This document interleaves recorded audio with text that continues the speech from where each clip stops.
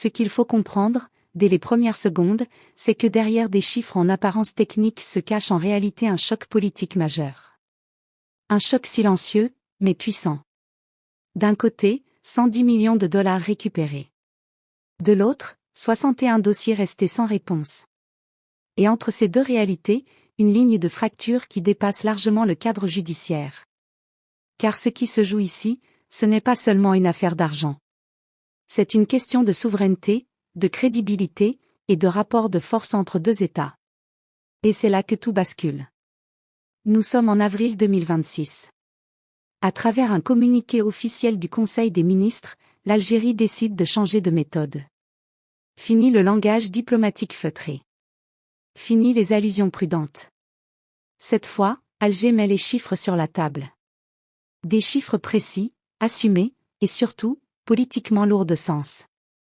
Autrement dit, l'Algérie ne parle plus seulement en termes de coopération. Elle parle désormais en termes de résultats. Pour bien comprendre l'ampleur de ce tournant, il faut revenir en arrière. Pendant des années, la question des avoirs détournés a été traitée dans l'ombre.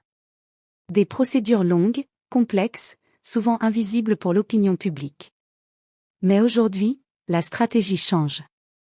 L'État algérien choisit la transparence. Il expose les réussites, mais aussi les blocages. Et ce changement de ton n'est pas anodin. Il marque une rupture claire dans la doctrine de l'État. Désormais, la souveraineté financière devient une priorité absolue. Protéger l'argent public, récupérer les fonds détournés, traquer les biens acquis illégalement à l'étranger, tout cela devient non négociable. Mais ce qui change vraiment, c'est la manière de juger les partenaires internationaux. Avant, les relations se basaient sur des déclarations d'intention, des accords signés, des promesses de coopération.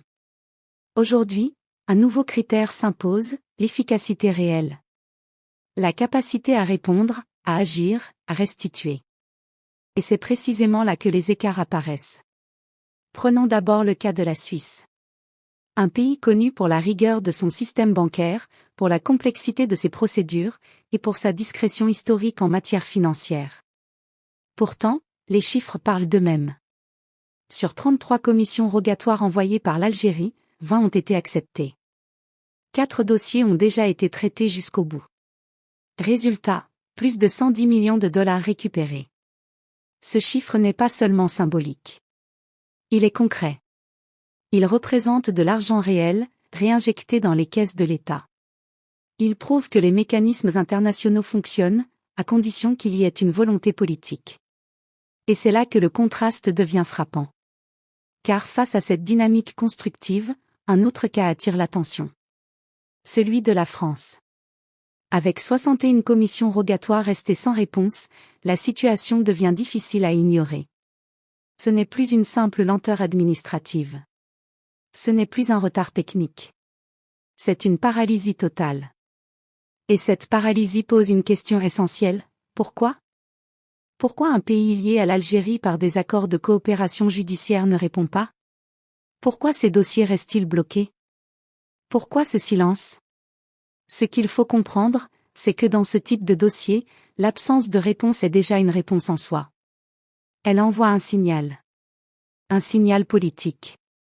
Et ce signal est perçu à Alger comme un obstacle direct à la récupération des fonds publics. Autrement dit, la question n'est plus seulement juridique. Elle devient diplomatique. Et même géopolitique.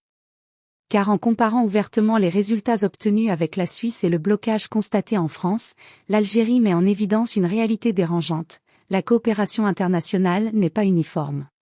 Elle est variable. Sélective. Parfois, stratégique. Et c'est là que le dossier prend une dimension encore plus large. Car au-delà de la France et de la Suisse, un autre acteur entre en jeu, l'Espagne. Moins médiatisée dans ce dossier, mais pourtant très active. Les autorités algériennes ont salué la coopération espagnole. Et un exemple concret illustre cette dynamique, la récupération d'actifs immobiliers de grande valeur, notamment un hôtel de luxe à Barcelone lié à un homme d'affaires condamné. Ce cas est particulièrement intéressant. Pourquoi ? Parce qu'il montre que la restitution des biens est possible. Que les cadres juridiques européens le permettent. et que lorsque la volonté politique est là, les résultats suivent. Autrement dit, ce n'est pas une question de complexité juridique. C'est une question de décision. Et c'est exactement le message que l'Algérie cherche à faire passer. Ce qu'elle dit, en réalité, c'est simple, les règles existent. Les outils existent. Les preuves sont là. Donc si les dossiers n'avancent pas, c'est qu'il y a autre chose. Et cette autre chose devient le cœur du débat. Car du point de vue algérien, le blocage des dossiers en France ne peut plus être interprété comme un simple problème technique. Il est perçu comme une atteinte aux intérêts du pays. Et à partir de là, tout change. La relation bilatérale entre les deux pays entre dans une nouvelle phase. Une phase où la confiance devient conditionnelle. Où la coopération est mesurée. Où chaque action, ou chaque inaction, est analysée. Et ce basculement a aussi un impact intérieur. En Algérie, la question de l'argent détourné est extrêmement sensible. Elle touche directement à la confiance des citoyens envers les institutions. Voir des résultats concrets, comme les 110 millions récupérés, renforce cette confiance. Mais à l'inverse, voir des dossiers bloqués alimente la frustration. Car une grande partie des biens et des fonds liés à la corruption est supposée se trouver à l'étranger, notamment en France. Et c'est là que la perception devient politique. Pour une partie de l'opinion publique, ce blocage peut être interprété comme une forme de complaisance. Voire comme une protection indirecte de certains intérêts. Que cette perception soit totalement juste ou non, elle existe. Et elle influence le climat général. C'est pour cela que la communication du gouvernement algérien est stratégique. En publiant ces chiffres, il ne s'adresse pas seulement à l'extérieur. Il s'adresse aussi à l'intérieur. Il montre qu'il agit. Qu'il avance. Qu'il obtient des résultats. Et surtout, il montre qu'il est prêt à nommer les obstacles. Et c'est là que l'on touche à un point essentiel, la transformation de la diplomatie. Traditionnellement, les relations internationales reposent sur des équilibres subtils, des compromis, des silences parfois nécessaires. Mais ici, l'Algérie adopte une autre approche. Une diplomatie des chiffres. Une diplomatie où les données remplacent les discours. Où les résultats remplacent les promesses. Et cette approche change les règles du jeu. Car elle oblige les partenaires à se positionner. À agir. À répondre. Et si cette tendance se confirme, elle pourrait redéfinir les relations internationales dans ce domaine. Car de plus en plus de pays cherchent à récupérer leurs avoirs. À lutter contre les flux financiers illicites. À renforcer leur souveraineté économique. Et dans ce contexte, l'Algérie envoie un message clair, elle ne se contente plus de demander. Elle exige. Elle exige des résultats. Elle exige de la transparence. Elle exige de la coopération réelle. Et cela ouvre plusieurs scénarios pour l'avenir. Premier scénario, une amélioration de la coopération. Face à la pression publique et diplomatique, certains pays pourraient accélérer le traitement des dossiers. Relancer les procédures.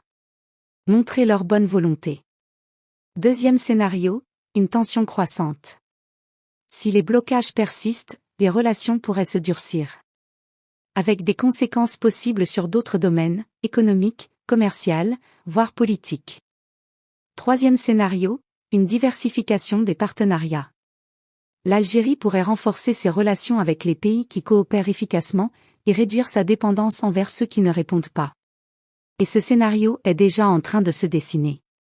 Car ce qu'il faut comprendre, au fond, c'est que cette affaire dépasse largement les 110 millions de dollars. Elle concerne la place de l'Algérie dans le monde.